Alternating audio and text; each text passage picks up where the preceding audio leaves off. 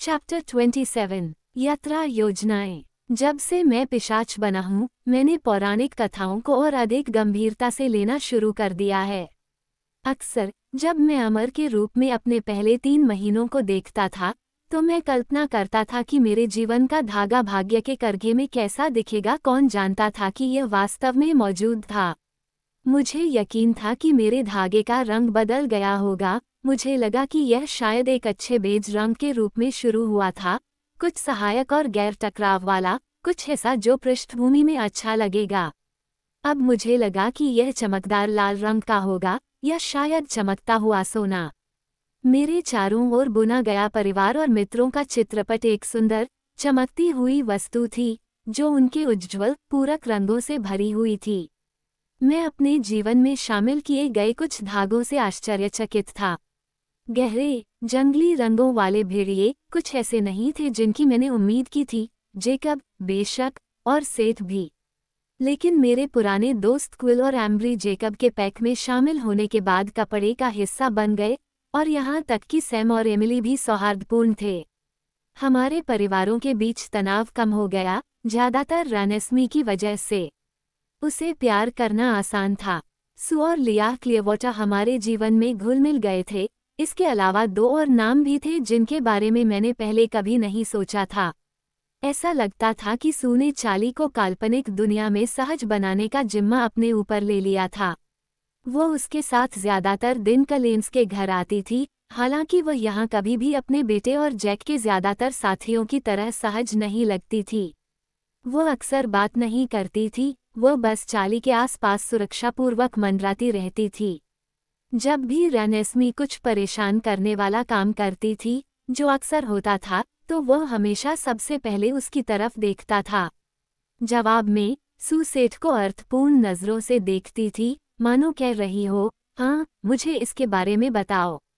लिया सू से भी कम सहज थी और हमारे हाल ही में विस्तारित परिवार का एकमात्र सदस्य थी जो विलय के लिए खुले तौर पर शत्रुतापूर्ण थी। हालांकि उसके और जेकब के बीच एक नया सौहार्द था जिसने उसे हम सभी के करीब रखा। मैंने उससे एक बार इसके बारे में पूछा, झिझकते हुए। मैं पूछताछ नहीं करना चाहता था, लेकिन रिश्ता पहले की तुलना में इतना अलग था कि इसने मुझे उत्सुक कर दिया। उसने कंधे उचकाए और मुझे बताया कि यह एक पैक मामला था। वो अब उसकी दूसरी कमान थी, उसकी, बेटा, क्योंकि मैंने बहुत पहले एक बार फ़ोन किया था। मैंने सोचा कि जब तक मैं यह अल्फा चीज़ वास्तव में करने जा रहा हूँ, जेकब ने समझाया, तो बेहतर होगा कि मैं औपचारिकताओं को पूरा कर लूँ। नई जिम्मेदारी के कारण लिया को अक्सर उससे मिलने की ज़रूरत महसूस होने लगी, और चूंकि वो हमेशा रेनेस्मी के साथ रहता था। लिया हमारे पास आकर खुश नहीं थी, लेकिन वह अपवाद थी। खुशी अब मेरे जीवन का मुख्य घटक थी, टेपेस्ट्री में प्रमुख पैटर्न। इतना कि जैस्पर के साथ मेरा रिश्ता अब उससे कहीं ज्यादा नज़दीक था जितना मैंने कभी सपने में भी नहीं सोचा था।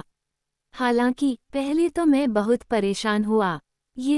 मैंने एडवर्ड से एक रात शिकायत की जब हमने रेनेस्मी को उसके लोहे के पालने में डाल दिया था। अगर मैंने अभी तक चार्ली या सू को नहीं मारा है, तो शायद ऐसा नहीं होने वाला है। मैं चाहता हूं कि जैस्पर हर समय मदराता रहे। बेला, तुम पर किसी को शक नहीं है, जरा भी नहीं, उसने मुझे आश्वस्त किया।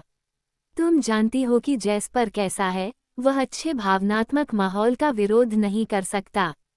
तुम हर समय बहुत खुश रहती हो, प्रिय, वह बिना सोचे समझे तुम्हारी ओर आकर्षित हो जाता है।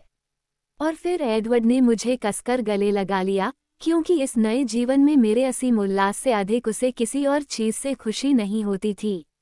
और मैं ज्यादातर समय बहुत खुश रहती थी। दिन इतने लंबे नहीं होते थे कि मैं अपनी बेटी को प्यार से भर सकूं, रातें इतनी लंबी नहीं होती थीं कि मैं एडवर्ड के लिए अपनी ज़रूरत पूरी कर सकूं। हालांकि इस खुशी का एक दूसरा पहलू भी था।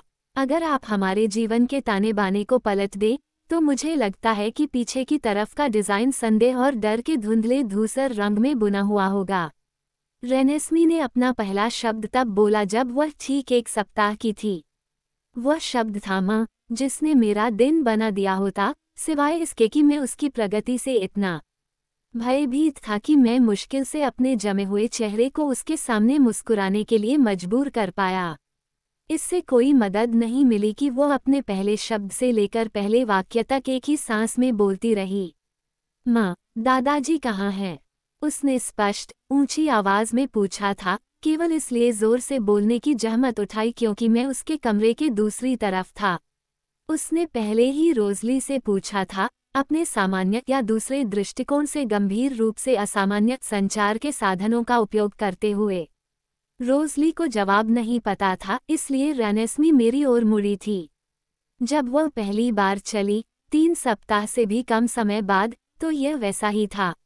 वो बस एक लंबे समय तक एलिस को देखती रही, ध्यान से देखती रही कि उसकी चाची कमरे में बिखरे हुए फूलदानों में गुलदस्ते सजा रही थी, अपनी बाहों में फूलों को भरकर फर्श पर आगे पीछे नाच रही थी। रेनेस्मी अपने पैरों पर खड़ी हुई, बिल्कुल भी हिली नहीं और लगभग उसी तरह से फर्श पार कर गई। जेकब ने तालियां बजाना शुरू कर दिया था, क्योंकि रेनेस्मी को यही जवाब चाहिए था। जिस तरह से वह उससे बंधा हुआ था, उसने अपनी प्रतिक्रियाओं को गौण बना दिया। उसका पहला रिफ्लेक्स हमेशा रेनेस्मी को वह सब देना था जिसकी उसे ज़रूरत थी। लेकिन हमारी आंखें मिली और मैंने देखा कि मेरे अंदर की सारी घबराहट उसकी आंखों में भी गूंज रही थी। मैंने भी अपने हाथों से ताली बजाई कोशिश की। मैं उससे अपना डर छुपाने की कोशिश कर रहा था। एडवर्ड ने मेरी तरफ से चुपचाप तालियां बजाईं और हमें ये जानने के लिए अपने विचार बोलने की ज़रूरत नहीं पड़ी कि वे एक ही थे। एडवर्ड और कार्लिसले ने खुद को शोध में झोंक दिया, किसी भी उत्तर की तलाश में, किसी भी उम्मीद की तलाश में। बहुत कम जानकारी मिली है और इनमें से कुछ भी सत्यापन योग्य नहीं है। एलिस और रोज़ली आमतौर पर हमारे दिन की शुरुआत एक फैशन शो से करते थे। रेनेस्मी ने कभी भी एक ही कपड़े 2 बार नहीं पहने, आंशिक रूप से इसलिए क्योंकि वह अपने कपड़ों से लगभग तुरंत ही बड़ी हो गई और आंशिक रूप से इसलिए क्योंकि एलिस और रोज़ली एक ऐसा बेबी एल्बम बनाने की कोशिश कर रहे थे जो हफ्तों के बजाय सालों तक चले। उन्होंने हजारों तस्वीरें ली, जिसमें उसके त्वरित बचपन के हर चरण को दर्ज किया गया। 3 महीने की उम्र में, रेनेस्मी 1 साल की बड़ी बच्ची या 2 साल की छोटी बच्ची हो सकती थी। उसका आकार बिल्कुल एक छोटे बच्चे जैसा नहीं था, वह दुबली और अधिक सुंदर थी, उसके अनुपात एक वयस्क की तरह अधिक समान थे। उसकी कांस्य की लंठें उसकी कमर तक लटक रही थीं, मैं उन्हें काटने का साहस नहीं कर सकता था, भले ही एलिस इसकी अनुमति देती। रेनेस्मी त्रुटिहीन व्याकरण और उच्चारण के साथ बोल सकती थी, लेकिन वह शायद ही कभी परेशान होती थी, वह बस लोगों को वह दिखाना पसंद करती थी जो वह चाहती थी। वह न केवल चल सकती थी बल्कि दौड़ सकती थी और नृत्य कर सकती थी। वह पढ़ भी सकती थी। मैं एक रात उसे टेनिसन पढ़कर सुना रहा था, क्योंकि उसकी कविताओं का प्रवाह और लय उसे सुकून देने वाली लगती थी। मुझे लगातार नई सामग्री की तलाश करनी पड़ती थी। रेनेस्मी को अपनी सोने की कहानियों में दोहराव पसंद नहीं था, जैसा कि अन्य बच्चों को लगता था, और उसे चित्र पुस्तकों के लिए धैर्य नहीं था। उसने मेरा गाल छूने के लिए हाथ बढ़ाया, उसके दिमाग में हम दोनों की छवि थी, केवल उसके हाथ में किताब थी। मैंने उसे मुस्कुराते हुए किताब दे दी। यह मधुर संगीत है, उसने बिना किसी हिचकिचाहट के पढ़ा, जो घास पर खिले गुलाब की पंखुड़ियों से भी अधिक कोमल है, या चमचमाते दर्रे में छायादार ग्रेनाइट की दीवारों के बीच शांत जल पर रात की उससे भी अधिक कोमल है। जब मैंने किताब वापस ली तो मेरे हाथ रोबोट की तरह काम कर रहे थे। अगर तुम पढ़ोगी तो तुम्हें नींद कैसे आएगी? मैंने ऐसी आवाज में पूछा जो मुश्किल से कांप रही थी। कार्लिसले के हिसाब से उसके शरीर का विकास धीरे धीरे धीमा हो रहा था, उसका दिमाग आगे की ओर दौड़ता रहता था। अगर विकास की दर स्थिर भी रही, तो भी वह 4 साल से ज्यादा समय में वयस्क नहीं हो पाएगी। 4 साल की उम्र और 15 साल की बूढ़ी औरत। जीवन के मात्र 15 वर्ष। लेकिन वो बहुत स्वस्थ थी, जीवंत, उज्ज्वल, दमकती और खुश। उसकी स्पष्ट भलाई ने मेरे लिए इस पल में उसके साथ खुश रहना और भविष्य को कल के लिए छोड़ना आसान बना दिया।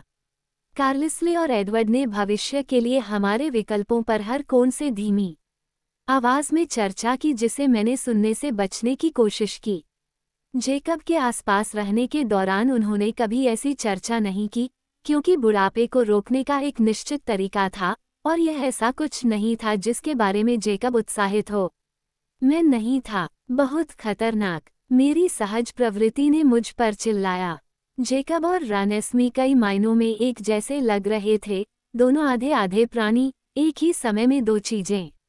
और सभी वेयरवुल्फ विद्या ने जोर देकर कहा कि पिशाच का जहर अमरता के मार्ग के बजाय मौत की सजा है।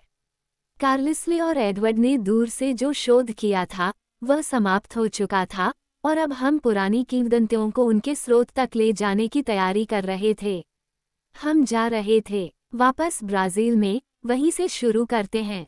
टिकुनास के पास रेनेस्मी जैसे बच्चों के बारे में किंवदंतियां थीं। अगर उसके जैसे दूसरे बच्चे कभी अस्तित्व में रहे हों, तो शायद आधे नश्वर बच्चों के जीवन काल की कोई कहानी अभी भी बची हुई होगी। अब एकमात्र वास्तविक प्रश्न ये रह गया था कि हम कब जाएंगे। मैं ही रुकावट थी। इसका एक छोटा सा हिस्सा ये था कि मैं छुट्टियों के बाद तक फोक्स के पास ही रहना चाहता था, चार्ली के लिए। लेकिन उससे भी बढ़कर एक अलग यात्रा थी जिसके बारे में मुझे पता था कि उसे पहले आना चाहिए। वह स्पष्ट प्राथमिकता थी। इसके अलावा यह एक एकल यात्रा होनी थी। यह एकमात्र बहस थी जो एडवर्ड और मेरे बीच तब से हुई जब से मैं पिशाच बन गया था। विवाद का मुख्य बिंदु अकेले वाला हिस्सा था, लेकिन तथ्य वही थे जो वे थे, और मेरी योजना ही एकमात्र ऐसी थी जो तर्कसंगत थी। मुझे वोल्टुरी से मिलना था, और मुझे ये बिल्कुल अकेले ही करना था। पुराने दुर्स्वप्नों से, किसी भी सपने से मुक्त होने के बाद भी वोल्टुरी को भूलना असंभव था। नहीं, वे हमें याद दिलाए बिना छोड़ते थे। एरो का तोहफा आने तक मुझे नहीं पता था कि एलिस ने वोल्टुरी नेताओं को शादी की घोषणा भेजी थी। हम एस्मे के द्वीप पर बहुत दूर थे जब उसने वोल्टुरी सैनिकों जेन और एलेक का एक सपना देखा था, जो विनाशकारी रूप से शक्तिशाली जुड़वां थे। कैयस ये देखने के लिए एक शिकार दल भेजने की योजना बना रहा था कि क्या मैं अभी भी इंसान हूँ, उनके आदेश के खिलाफ, क्योंकि मुझे गुप्त पिशाच दुनिया के बारे में पता था। मुझे या तो इसमें शामिल होना चाहिए या चुप रहना चाहिए, हमेशा के लिए। इसलिए एलिस ने घोषणा मेल की थी, ये देखते हुए कि इससे उन्हें देरी होगी क्योंकि वे इसके पीछे के अर्थ को समझेंगे। लेकिन वे अंततः आएंगे, ये निश्चित था। वर्तमान में कोई बहुत ज्यादा खतरा नहीं था। खर्चीला, हाँ, उस खर्चीलेपन में लगभग भयावह खतरा एरो के अंतिम वाक्य में था। मोटे, सादे सफेद कागज के एक वर्गाकार टुकड़े पर काली स्याही से एरो के स्वयं के हाथ से लिखा गया आभार पत्र। मैं नई श्रीमती कुलेन से व्यक्तिगत रूप से मिलने के लिए उत्सुक हूँ। उपहार एक अलंकृत नक्काशीदार प्राचीन लकड़ी के बक्से में प्रस्तुत किया गया था, जिसमें सोने और मोती जड़े हुए थे और रत्नों के इंद्रधनुष से अलंकृत किया गया था। एलिस ने कहा कि यह बक्सा अपने आप में एक अमूल्य खजाना था, जो इसके अंदर मौजूद आभूषण के अलावा किसी भी आभूषण से ज्यादा चमकता था। कार्लिस्ले ने कहा, मुझे हमेशा आश्चर्य होता था कि 13वीं शताब्दी में जॉन ऑफ इंग्लैंड द्वारा गिरवी रखे जाने के बाद मुकुट के गहने कहाँ गायब हो गए। मुझे लगता है कि मुझे आश्चर्य नहीं है कि वोल्टुरी के पास उनका हिस्सा है। हार बहुत ही साधारण था, सोने को एक मोटी रस्सी में बुना गया था, जो लगभग एक चिकने सांप की तरह था जो गले के चारों ओर लिपटा हुआ था।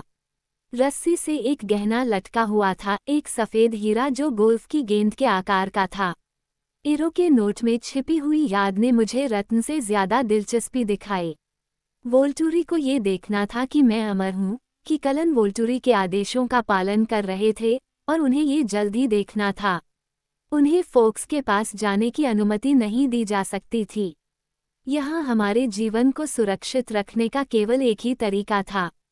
तुम अकेले नहीं जा रहे हो, एडवर्ड ने जोर देकर कहा था, उसके हाथ मुट्ठियों में भीग गए थे। वे मुझे नुकसान नहीं पहुंचाएंगे, मैंने यथासंभव शांतिपूर्वक कहा, अपनी आवाज को आश्वस्त करने का प्रयास करते हुए। उनके पास ऐसा करने का कोई कारण नहीं है। मैं एक पिशाच हूँ। मामला बंद। नहीं, बिल्कुल नहीं एडवर्ड, यह उसकी रक्षा करने का एकमात्र तरीका है। और वह इस पर बहस नहीं कर पाया। मेरा तर्क पक्का था। एरो को जानने के कम समय में ही मैं ये देख पाया था कि वो एक संग्रहकर्ता था और उसके सबसे बेशकीमती खजाने उसके जीवित टुकड़े थे। वो अपने अमर अनुयायियों में सुंदरता, प्रतिभा और दुर्लभता को अपनी तिजोरियों में बंद किसी भी रत्न से ज्यादा चाहता था। ये दुर्भाग्यपूर्ण था कि वो एलिस और एडवर्ड की क्षमताओं का लालच करने लगा था। मैं उसे कार्लिस्ले के परिवार से ईर्ष्या करने का कोई और कारण नहीं दूंगा। रेनेस्मी सुंदर और प्रतिभाशाली और अनोखी थी, वह अपनी तरह की एक अनोखी थी। उसे देखने की अनुमति नहीं दी जा सकती थी, किसी के विचारों के माध्यम से भी नहीं। और मैं ही एकमात्र ऐसा व्यक्ति था जिसके विचार वह सुन नहीं सकता था। बेशक मैं अकेला ही जाऊंगा। एलिस को मेरी यात्रा में कोई परेशानी नहीं दिखी, लेकिन वह अपने सपनों की अस्पष्ट गुणवत्ता से चिंतित थी। उसने कहा कि कभी कभी वे इसी तरह धुंधले होते थे जब कोई बाहरी निर्णय होता था जो संघर्ष कर सकता था लेकिन उसका ठोस समाधान नहीं हुआ था। इस अनिश्चितता ने एडवर्ड को, जो पहले से ही हिचकिचा रहा था, मेरे काम के प्रति बेहद विरोध में डाल दिया। वो लंदन में मेरे कनेक्शन के लिए मेरे साथ आना चाहता था, लेकिन मैं रेनेस्मी को उसके माता पिता दोनों के बिना नहीं छोड़ूंगा। इसके बजाय कार्लिसल आ रहा था। ये जानकर एडवर्ड और मैं दोनों थोड़ा और निश्चिंत हो गए कि कार्लिसल मुझसे कुछ ही घंटों की दूरी पर होगा। एलिस भविष्य की खोज करती रही, लेकिन जो चीजें उसे मिली वे उससे असंबंधित थीं, जिसकी वह तलाश कर रही थी। शेयर बाजार में एक नया रुझान, इरीना से सुलह की संभावित यात्रा, हालांकि उसका निर्णय दृढ़ नहीं था। एक बर्फीला तूफान जो अगले 6 सप्ताह तक नहीं आएगा।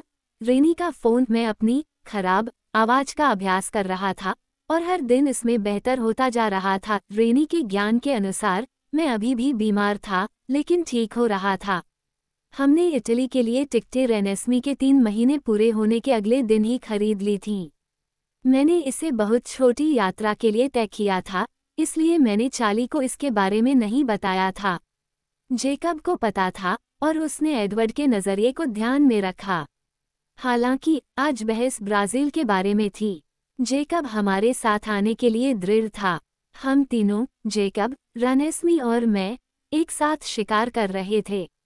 जानवरों का खून खाना रेनेस्मी की पसंदीदा चीज नहीं थी और इसीलिए जेकब को साथ आने की इजाज़त दी गई थी। जेकब ने इसे उनके बीच एक प्रतियोगिता बना दिया था और इस वजह से वह किसी भी चीज से ज्यादा इच्छुक थी।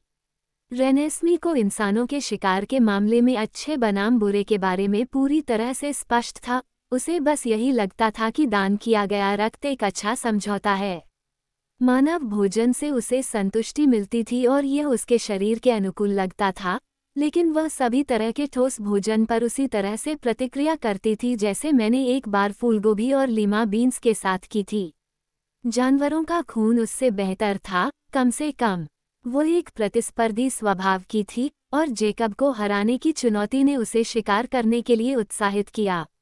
जेकब, मैंने कहा, उसे फिर से समझाने की कोशिश करते हुए, जबकि रेनेस्मी हमारे आगे लंबे खुले मैदान में नाचती हुई चली गई, अपनी पसंद की खुशबू की तलाश में। यहाँ तुम्हारे कुछ दायित्व हैं, सेठ लिया। उसने नाक भान सिकोड़ी। मैं अपने झुंड की नानी नहीं हूँ।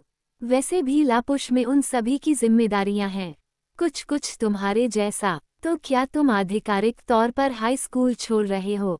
अगर तुम रेनेस्मी के साथ बने रहना चाहते हो तो तुम्हें और भी ज्यादा मेहनत से पढ़ाई करनी होगी। ये बस एक अवकाश है। जब चीजें धीमी हो जाएंगी तो मैं स्कूल वापस आ जाऊंगा। जब उन्होंने ऐसा कहा तो मेरी एकाग्रता भंग हो गई और हम दोनों ने स्वतः ही एक दूसरे की ओर देखा। रेनेस्मी, वो अपने सिर के ऊपर उड़ते बर्फ के टुकड़ों को देख रही थी, जो उस लंबे तीर के आकार के घास के मैदान में पीली घास से चिपकने से पहले पिघल रहे थे, जहां हम खड़े थे। उसकी रफल्ड आइवरी ड्रेस बर्फ से थोड़ी सी गहरी थी और उसके लाल भूरे रंग के कल चमकने में कामयाब रहे, हालांकि सूरज बादलों के पीछे गहराई से छिपा हुआ था। हमने देखा कि वह एक पल के लिए झुकी और फिर 15 फीट ऊपर हवा में उछली। उसके छोटे छोटे हाथ एक परत के चारों ओर लिपट गए और वह हल्के से अपने पैरों पर खड़ी हो गई। वह चौंका देने वाली मुस्कान के साथ हमारी ओर मुड़ी। सच में, यह ऐसी चीज नहीं थी जिसकी आप आदत डाल सकें, और उसने अपने हाथ खोलकर हमें अपनी हथेली में रखे 8 नुकीले बर्फ के तारे को दिखाया, इससे पहले कि वह पिघल जाए। सुंदर, जेकब ने प्रशंसापूर्वक उसे पुकारा। लेकिन मुझे लगता है कि तुम टालमटोल कर रही हो, नेसी। वह जेकब के पास वापस लौटी। उसने ठीक उसी समय अपनी बाहें फैला दी जब वह उनमें कूद पड़ी। दोनों की हरकतें एकदम तालमेल में थीं। वह ऐसा तब करती थी जब उसे कुछ कहना होता था। वह अभी भी जोर से बोलना पसंद नहीं करती थी। रेनेस्मी ने अपने चेहरे को छुआ और बड़े प्यार से भौहें सिकोड़ते हुए हम सब जंगल में आगे बढ़ते हुए एल्क के एक छोटे झुंड की आवाज़ सुन रहे थे। बेशक तुम्हें प्यास नहीं लगी है, नेसी, जेकब ने थोड़ा व्यंग्यात्मक ढंग से उत्तर दिया, लेकिन किसी भी चीज़ से ज़्यादा कृपालुता से। तुम्हें बस डर है कि कहीं मैं फिर से सबसे बड़ा शिकार न पकड़ लूं। वह जेकब की बाहों से पीछे की ओर उछली, हल्के से अपने पैरों पर उतरी और अपनी आंखें घुमाईं। ऐसा करते हुए वह बिल्कुल एडवर्ड जैसी दिख रही थी। फिर वह पेड़ों की ओर भाग गई। समझ गया, जेकब ने कहा जब मैं उसके पीछे जाने के लिए झुका। उसने अपनी टी शर्ट उतारी और जंगल में उसके पीछे दौड़ा। पहले से ही कांप रहा था। अगर तुम धोखा देते हो तो ये गिनती में नहीं आता, उसने रेनेस्मी को पुकारा। मैं उनके पीछे फड़फड़ाती पत्तियों को देखकर मुस्कुराया और अपना सिर हिलाया। जेकब कभी कभी रेनेस्मी से ज्यादा बच्चा लगता था। मैंने अपने शिकारियों को कुछ मिनट पहले ही रोक दिया। उन्हें ट्रैक करना बहुत आसान होगा और रेनेस्मी अपने शिकार के आकार से मुझे आश्चर्यचकित करना चाहेगी। मैं फिर से मुस्कुराया। संकरा घास का मैदान एकदम शांत, एकदम खाली था। मेरे ऊपर लहराती बर्फ पतली हो रही थी, लगभग खत्म हो चुकी थी।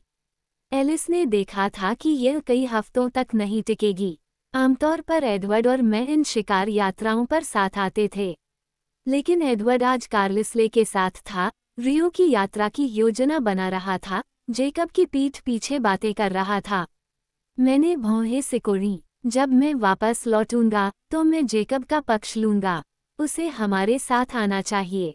इसमें उसकी भी उतनी ही हिस्सेदारी थी जितनी हम में से किसी की उसकी पूरी जिंदगी दांव पर लगी थी, ठीक मेरी तरह। जब मेरे विचार निकट भविष्य में खोए हुए थे, मेरी आंखें नियमित रूप से पहाड़ की ढलान पर घूम रही थीं, शिकार की तलाश में, खतरे की तलाश में। मैंने इसके बारे में नहीं सोचा, यह इच्छा एक स्वचालित चीज थी। या शायद मेरी स्कैनिंग के पीछे कोई कारण था, कोई छोटा सा ट्रिगर जिसे मेरी तेज इंद्रियों ने सचेत रूप से महसूस करने से पहले ही पकड़ लिया था। जब मेरी नज़र दूर एक चट्टान के किनारे पर पड़ी, जो हरे काले जंगल के बीच एकदम नीले भूरे रंग में दिखाई दे रही थी, तो एक चांदी की चमक, या क्या वह सोने की थी, ने मेरा ध्यान खींचा। मेरी नज़र उस रंग पर पड़ी जो वहां नहीं होना चाहिए था। धुंध में इतनी दूर की एक चील भी उसे नहीं देख सकती थी। मैं इसे समझ नहीं पाया हूँ।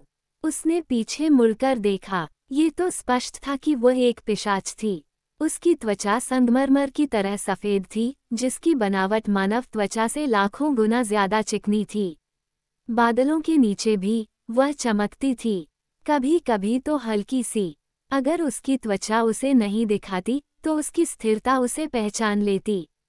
केवल पिशाच और मूर्तियां ही इतनी पूरी तरह से गतिहीन हो सकती हैं। उसके बाल हल्के सुनहरे, लगभग चांदी जैसे थे। ये चमक ही थी जिसने मेरा ध्यान खींचा था। यह उसकी ठोड़ी पर एक कुंद किनारे पर रूलर की तरह सीधा लटका हुआ था, बीच में समान रूप से विभाजित था। वह मेरे लिए अजनबी थी। मुझे पूरा यकीन था कि मैंने उसे पहले कभी नहीं देखा था, यहाँ तक कि एक इंसान के रूप में भी नहीं। मेरी धुंधली यादों में कोई भी चेहरा इस चेहरे जैसा नहीं था, लेकिन मैं उसे उसकी गहरी सुनहरी आंखों से तुरंत पहचान गया। आखिरकार इरीना ने आने का फैसला कर ही लिया। एक पल के लिए मैंने उसे देखा और उसने भी मुझे देखा। मुझे आश्चर्य हुआ कि क्या वह भी तुरंत अनुमान लगा लेगी कि मैं कौन हूँ। मैंने अपना हाथ आधा उठाया, हाथ हिलाने के लिए, लेकिन उसका होंठ थोड़ा सा मुड़ गया, जिससे उसका चेहरा अचानक शत्रुतापूर्ण हो गया। मैंने जंगल से रेनेस्मी की जीत की चीख सुनी, जेकब की गूंजती हुई चीख सुनी, और कुछ सेकंड बाद जब इरिना को यह आवाज़ सुनाई दी तो उसका चेहरा अचानक से झपक गया।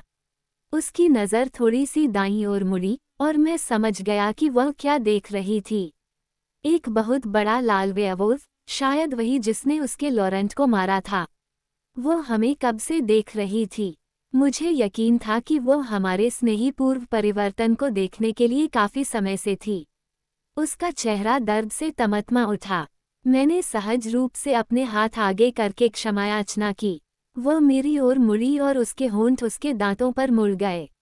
जब वह गुर्राई तो उसका जबड़ा खुल गया। जब वह हल्की सी आवाज़ मेरे पास पहुंची तो वह पहले ही मुड़कर जंगल में गायब हो चुकी थी।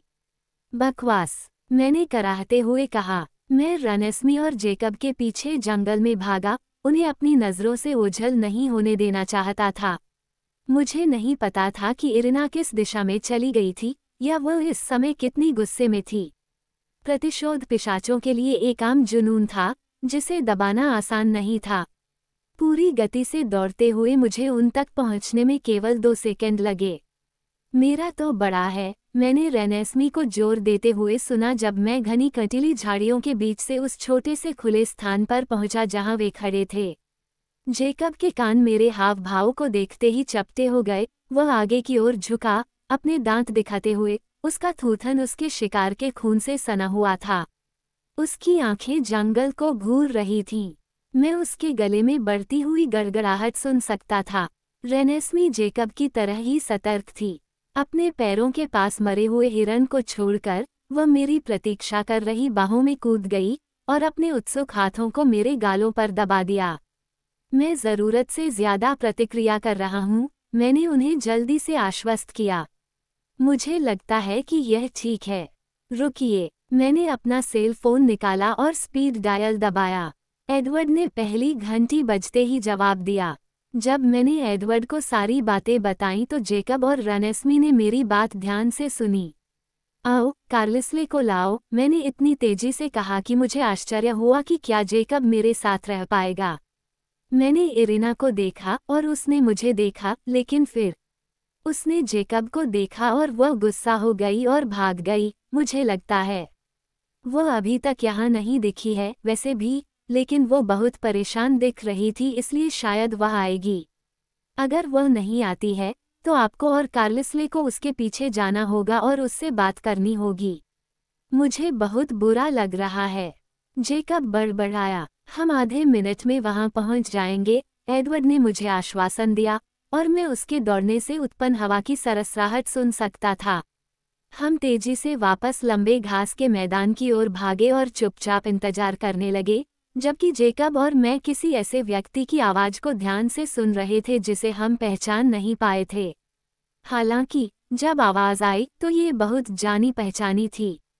और फिर एडवर्ड मेरे बगल में था, कार्लिसल कुछ सेकंड पीछे था। मैं कार्लिसल के पीछे बड़े पंजे के भारी पैड को सुनकर हैरान था। मुझे लगा कि मुझे चौंकना नहीं चाहिए था। रेनेस्मी को खतरे का जरा सा भी आभास होने पर निश्चित रूप से जेकब सुदृढ़ीकरण को बुलाएगा। वो उस पहाड़ी पर थी, मैंने उन्हें तुरंत बताया और उस जगह की ओर इशारा किया। अगर इरिना भाग रही थी तो वह पहले से ही काफी आगे थी। क्या वह रुककर कार्लिसले की बात सुनेगी? उसके चेहरे के भाव ने मुझे ऐसा सोचने पर मजबूर कर दिया। शायद आपको एमेट और जैस्पर को बुलाकर अपने साथ बुला लेना चाहिए। वह वाकई परेशान दिख रही थी। उसने मुझ पर गुर्राहट की। क्या? एडवर्ड ने गुस्से से कहा। कार्लिसले ने अपना हाथ उसकी बांह पर रखा। वह दुखी है। ये उसके पीछे जाओ, मैं आपके साथ आ रहा हूँ, एडवर्ड ने जोर देकर कहा। उन्होंने एक दूसरे को बहुत देर तक देखा। शायद कार्लिसले एडवर्ड की इरिना के साथ चिढ़ को उसके दिमाग को पढ़ने वाले मददगार होने के खिलाफ माप रहा था। अंत में कार्लिसले ने सिर हिलाया और वे जैस्पर या एमेट को बुलाए बिना ही निशान खोजने के लिए निकल पड़े। जेकब ने अधीरता से झुंझलाहट में भरकर अपनी नाक से मेरी पीठ पर प्रहार किया। वह रेनेस्मी को घर की सुरक्षा में वापस लाना चाहता था, बस किसी भी स्थिति में। मैं उससे सहमत था और हम जल्दी से घर की ओर चल पड़े। सेठ और लिया हमारे पीछे पीछे दौड़ रहे थे। रेनेस्मी मेरी बाहों में बेसुध थी, उसका एक हाथ अभी भी मेरे चेहरे पर टिका हुआ था। चूंकि शिकार की यात्रा रद्द हो गई थी, इसलिए उसे सिर्फ दान किए गए रक्त से ही काम चलाना होगा। उसके विचार थोड़े आत्मसंतुष्ट थे।